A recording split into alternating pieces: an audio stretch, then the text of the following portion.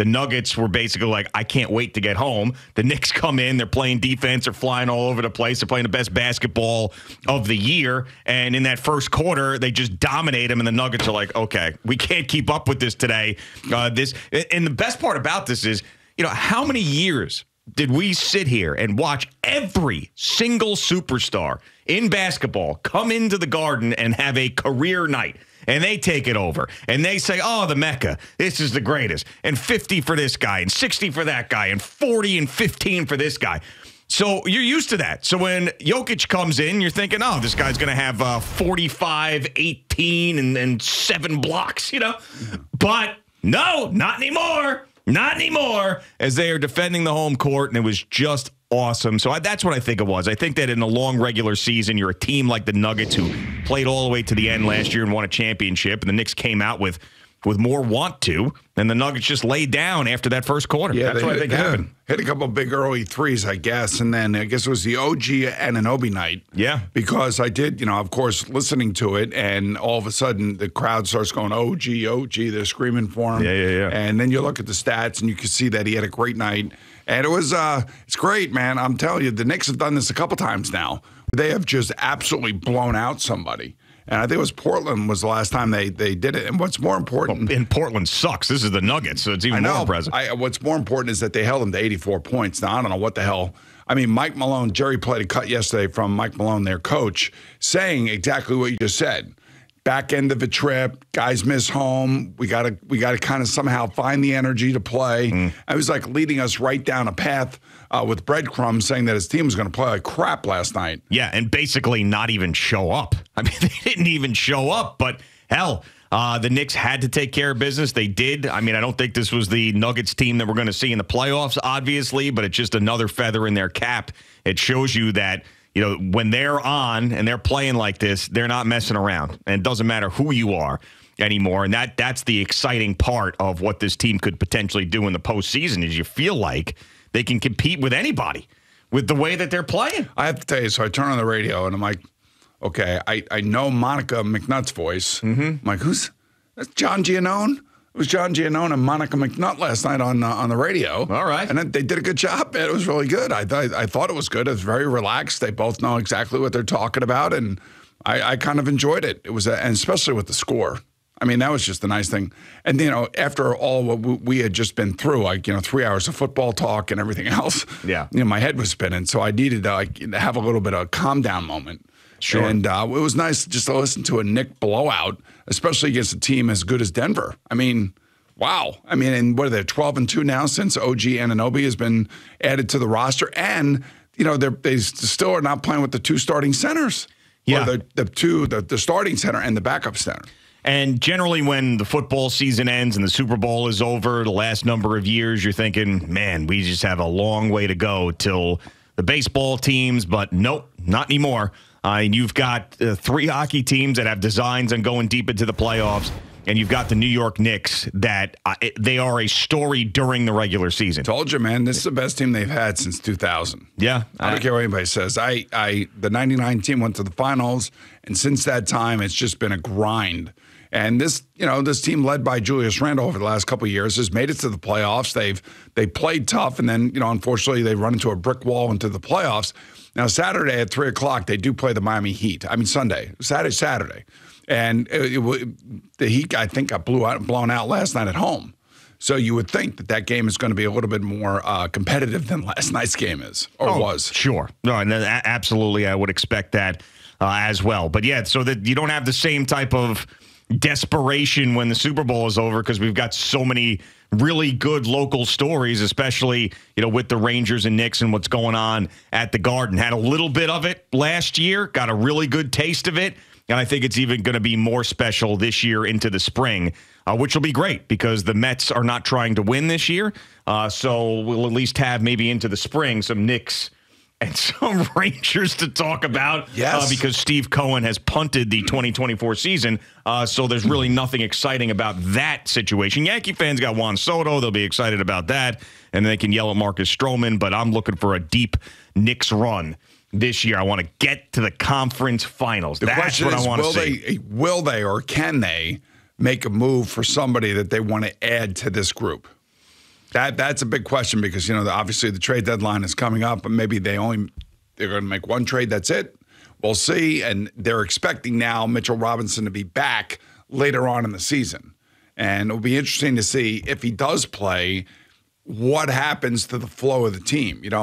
It's interesting. The Ravens should get back tight end Mark Andrews, and he is a great tight end. He's a great player.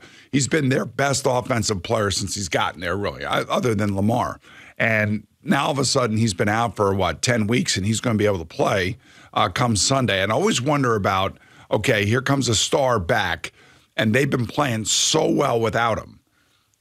He should make the team better, but does it in any way upset the flow of the team? Yeah, and I do think that with football, it's a little bit different. In basketball, the mix that they have right now is perfect. It's absolutely perfect. And I would imagine that Leon Rose is thinking, I'm not jamming someone else in here unless I'm completely right about this. And maybe I'll wait to the offseason, see what happens in the playoffs, see what we need. I think that's probably the more likely route because right now, you can't argue with what they're doing. I know that you want another guy to put it over the top, but I also don't want to force it. There's just two schools of thought. There's one which is go for it now. This team is playing unbelievable, and if there's somebody available at the trade deadline, you think you can actually win a championship, then you go and do it.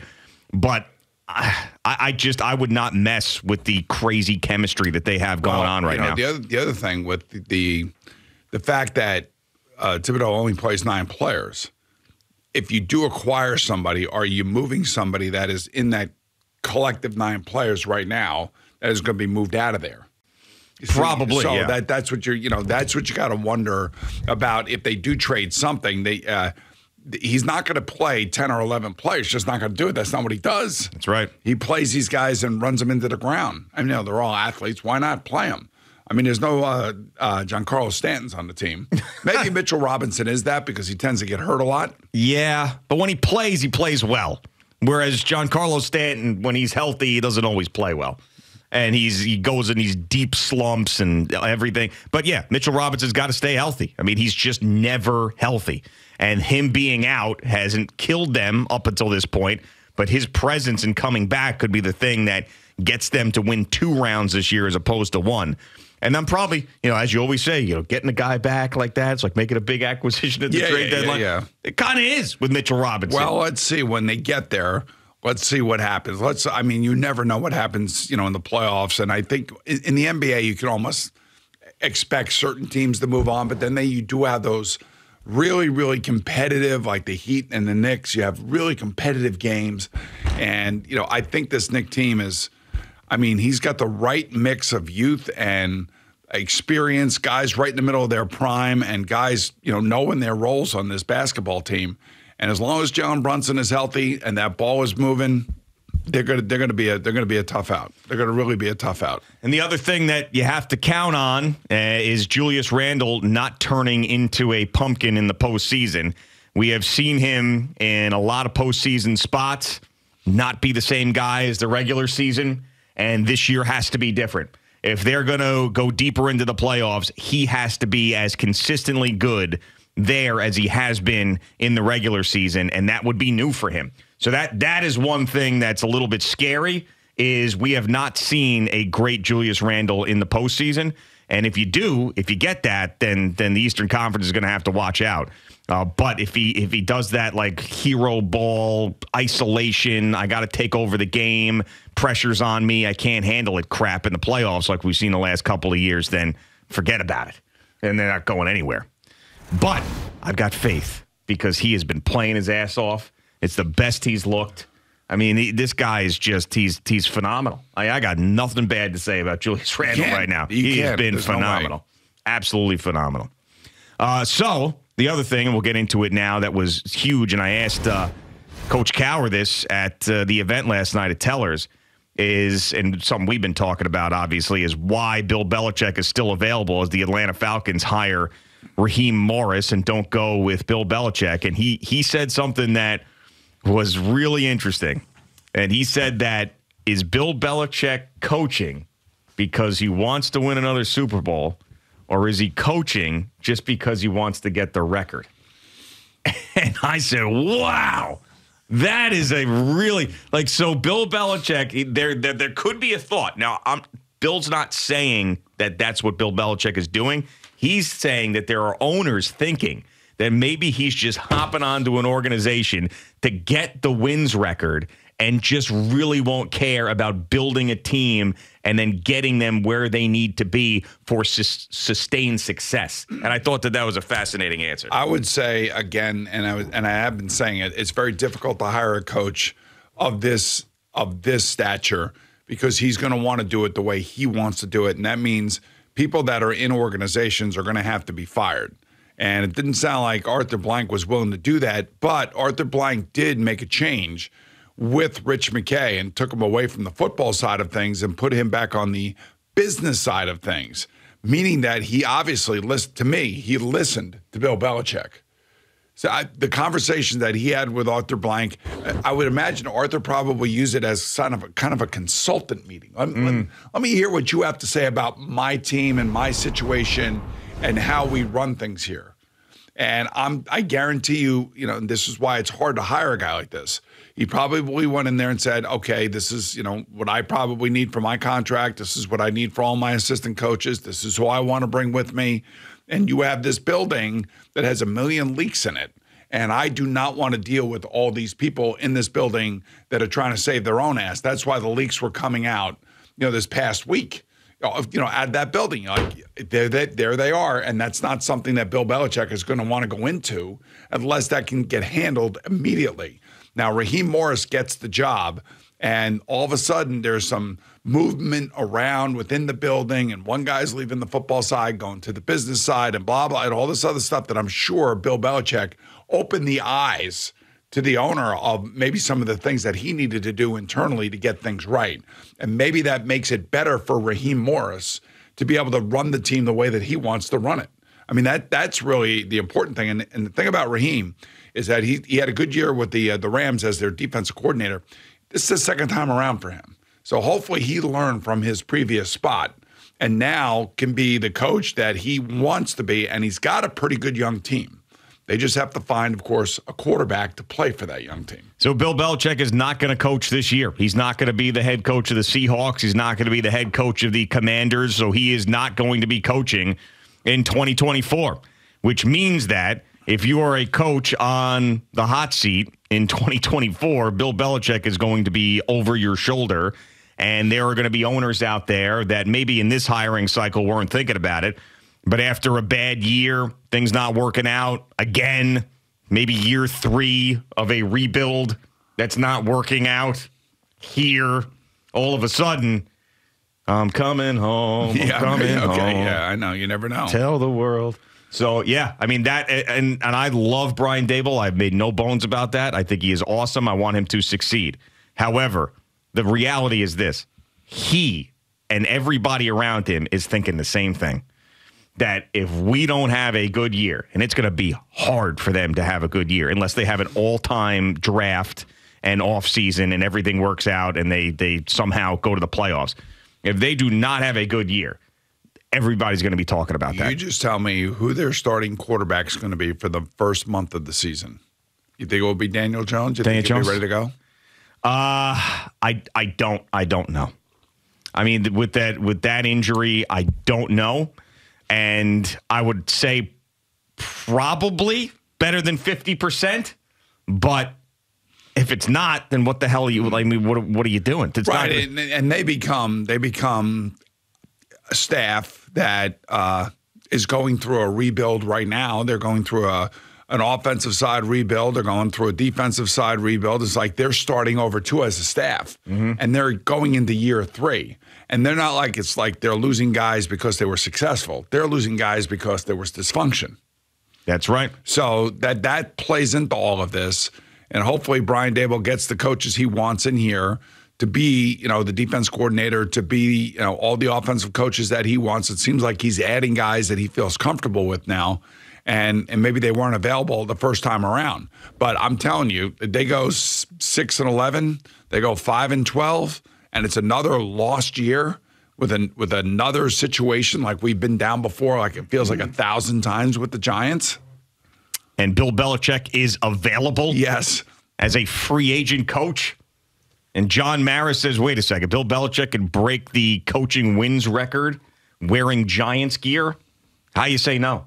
How do you say no? That's why the pressure is on. There's no question about that. And, Rob Saleh got 3 years and really amazingly has only won 18 games. But I think the reality is the coach and the owner and the general manager all realized that it came down to one Achilles injury, and they weren't going to hold him really accountable once that happened. And, quite frankly, he got a break, because most owners are impatient. Yep. And now he and his staff and the Dable staff have got to win this year. I think the Jets are a little bit better set up, assuming that Aaron comes back and he's healthy and he's everything we expect him to be, and their defense is good. I mean, the Giants, I don't know what to expect from them at this moment as we sit here right now. I mean, they've got nobody on offense. I mean, especially if Saquon's not there, they don't have any weapons. Nothing. There's no talent there. It's crazy. I mean, they probably have the worst situation from a talent standpoint on offense in football. I mean, and I don't think it's even close. I mean, that is their biggest problem. I mean, so how are you going to win and save your ass when your roster sucks? I mean, the quarterback regressed significantly this year. Yeah. And got hurt twice. I'd like to know what the plan. I obviously I don't know, and they're not going to tell us. I wish I could be a fly on a wall to figure out what they're talking about and how they're going to fulfill the most important position in football. And that kind of leads me, before we go to break, this week, or I should say last week, Patrick Mahomes got hit once in 41 plays, scored 27 points. They should have scored 31 points. And there wasn't one pre-snap penalty in Buffalo, as loud a stadium as there is in the NFL. Now, they got to go on the road against Baltimore this week against a much better defense. Will put a lot more pressure on them. But the point being is that how would the Giants even stack up against any one of these four teams that are semifinalists here? Yeah, not even close. I mean, they're not even close. I mean, even think about it, too. It's not like the Detroit Lions. I mean, they were a team that didn't make the playoffs last year, and then they came back. Now they're in the championship game. I don't think the Giants would have a shot against them. I mean, and then we're talking about, Jared Goff and Brock Purdy being the two quarterbacks in the NFC, and just the way those teams are built around those guys. I mean, that's why they're as good as they are with two very good head coaches. And the Giants are they're miles and miles behind from a roster standpoint. It's bad, especially on the offensive side of the ball. Thanks so much for watching the video. Please like and subscribe. And don't forget to hit the bell so you're notified when we're dropping new content.